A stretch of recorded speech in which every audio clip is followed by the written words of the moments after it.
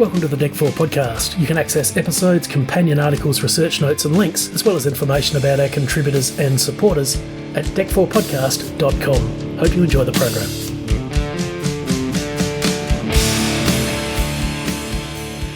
Elvis was there for 3 shows at the same venue at the Honolulu International Centre on November 17th and 18th. The shows were reviewed by Wayne Harada, a writer for the Honolulu Advertiser, and he would go on to review the satellite concert and write a wonderful review of that. Some of his lines, I think, have sort of become the official or the definitive account, and we will go through Wayne Harada's review of that show later on. But this is what he had to say about Elvis in Hawaii on November 17th and 18th, 1972. Elvis Presley remains one of the most electrifying showbiz marvels, an incandescent musical force who's a legend in his own time, and the 26,000 fans who took in his 3 sellouts at the HIC Arena over the weekend will long remember Presley's mystique, the charisma, and that indelible animal magnetism. And, Gary, I'm pleased to say he even had some nice things to say about Jackie Kahane,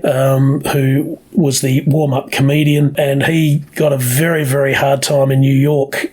Jackie Kahane often was the brunt of some negativity in the critical reviews, but Wayne Harada was pretty happy with him. Comic Jackie Kahane turned out to be a pleasant opening surprise. His gags are witty, timely, and above all, clean. And unlike so many others, Kahane quits when he's ahead, never overstaying his welcome. So it's nice that poor Jackie, who had perhaps one of the toughest jobs in show business, it was nice that he got credit there. Yeah, you're the guy that stands between Elvis and his adoring fans. I mean, what a trooper, Kahane. So interesting that he even got some paragraph spent on him in the review. So that's good. Get some love for Jackie. A couple of days after the concerts, there's another press conference at the Rainbow Rib Room at the Hilton Hawaiian Village Hotel, and the announcement was made there that the show would benefit the Kuili Cancer Charity. As ever, Elvis was looking very relaxed but unfailingly polite. The concept of the benefit for the Kuili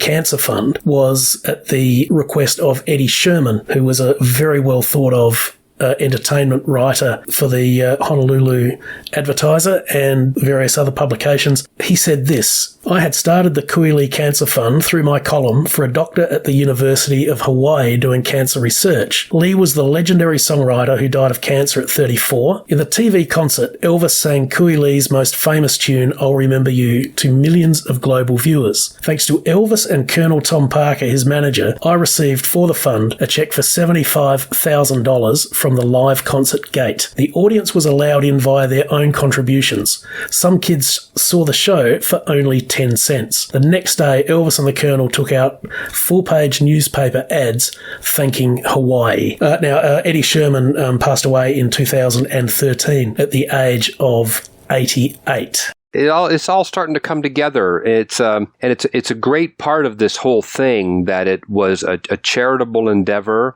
And it wasn't even a generic or even a worldwide sort of thing that we've all heard of and we all know of. It was very specifically Hawaiian, honoring somebody very specifically Hawaiian, Kuili, and, the money generated there in Hawaii stayed there and benefited people, went where it should have gone. And it's a nice part of this whole story that it was done for charity and the kids getting in for 10 cents. What a nice footnote. People were, encouraged to give what they could. It was a donation thing. So it's all starting to come together and everybody's starting to look, not that they're doing this for this reason, but to look really good, and that this is not just let's make a bag of money, let's do a satellite show, but let's benefit something. So that definitely is you can't overstate that. That's a nice part of this whole story, and it bears talking about definitely.